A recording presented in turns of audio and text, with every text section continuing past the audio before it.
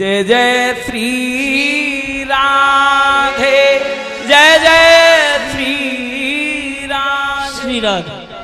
बोले वृंदावन विहारी लाल की। सूत जी महाराज परम धर्म का उपदेश देते हुए कहते हैं कि बदले में भगवान से कभी भी मांगो मत। धन के लोभ में पड़कर के जीव भगवान से मांग लेता है। अरे भैया, यदि भगवान कभी प्रसन्न हो और मांगने के लिए कहें तो क्या मांगना चाहिए? बोले भगवान से मांगना हो तो भगवान से भगवान को मांग लो। ब्रजवासी क्या कहते हैं कि तत्सुखेत सुखितम, कि कन्हैया तेरी खुशी में हम भी खुशी हैं, तेरी प्रसन्नता में हम प्रसन्न हैं, कि तेरी रजा में मेरी रजा है।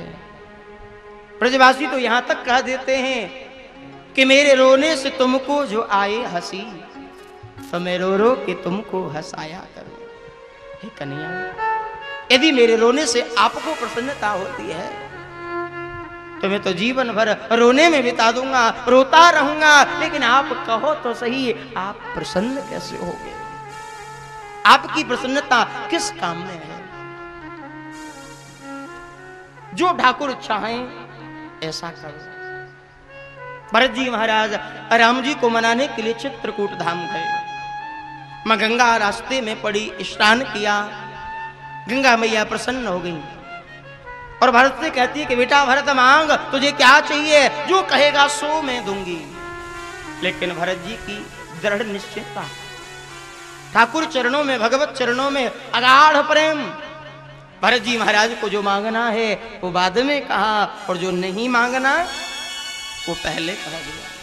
भरत जी कह रहे हैं, हे मां, आप प्रसन्न हो और कुछ देना चाहती हो तो ऐसी कृपा करो कि अर्थ न धर्म न काम रुचि, गति न चाहो निर्वाण, जन्म जन्म रति राम पद, यह वरदानन आ। हे मां, जन्म जन्मांतर तक एक ही आशीर्वाद आपसे मांगता हूं। मुझे न अर्थ चाहिए, न धर्म चाहिए, न मोक्ष मुक्ति भी नहीं चाहिए। मैं चाहता हूं बार बार मुझे जन्म मिले, बार बार ये मानव देह मिले, और हर जन्म में जन्म जन्म रति राम पद, राम के चरणार वृंदों से मेरा लगाव होता रहे, दृढ़ निश्चय मेरा प्रभु चरणों में बना रहे, और कुछ नहीं चाहिए। संसार के लोग केवल धन के पीछे दौड़ रहे हैं, माया के पीछे दौड़ रहे हैं। अरे एक बार इस माधव को भी भजो कि माया माया सब भजे, माधव भजे न कोई, और एक बार माधव भजे तो ये माया चेरी हो। जीव की आदत बन गई है, माला झोली में जाप भी करेगा तो लक्ष्मी प्राप्ति का मंत्र ही जाप करेगा। धन मिले कैसे भी मिले, पाप से मिले पुण्य से मिले, कैसे भी पैसा हो। देखिए, मैं लक्ष्मी की निंदा नहीं करता, आदर करता हूं। लक्ष्मी हम सब की मातृशक्ति है, और बिना लक्ष्मी के हम लोगों का काम भी चलने वाला। निवास करेगी घर में, और बहुत से लोग ऐसे होते हैं जो स्वयं लक्ष्मी पति बन जाते हैं, अपने आप को लक्ष्मी पति मान बैठते हैं।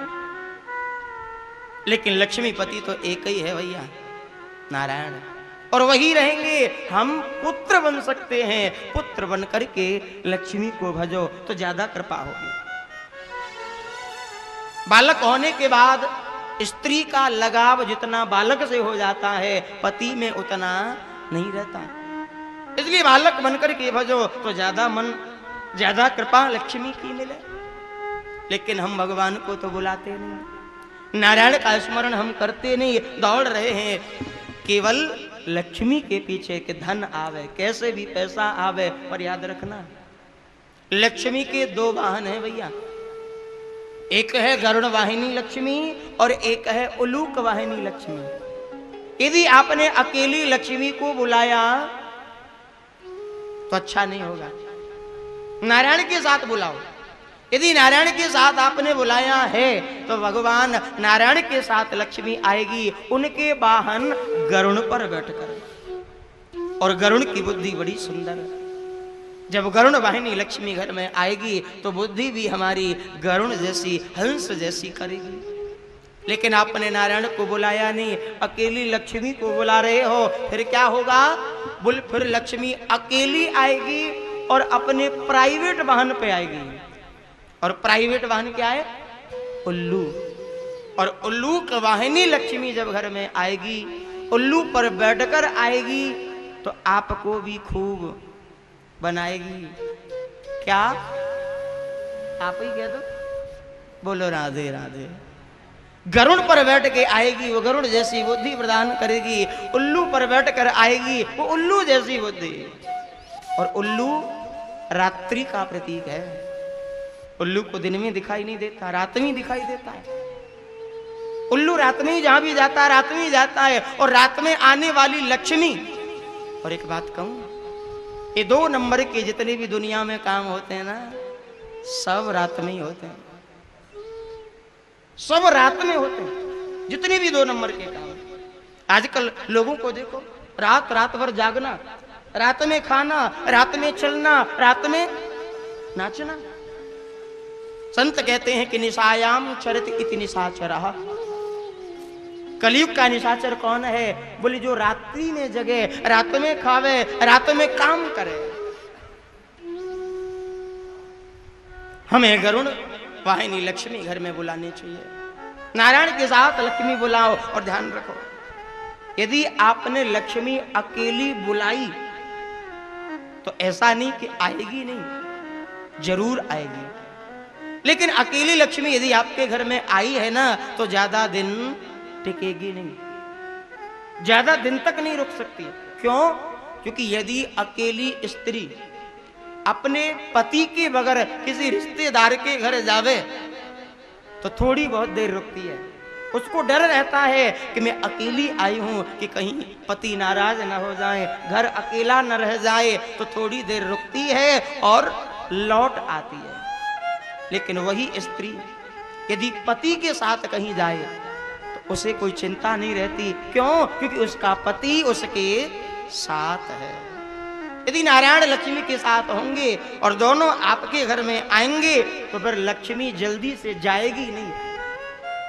जब तक जी चाहे, भगवान चाहे, तब तक आपके घर में वो बनी रहेगी। इसलिए भगवान के साथ भजो।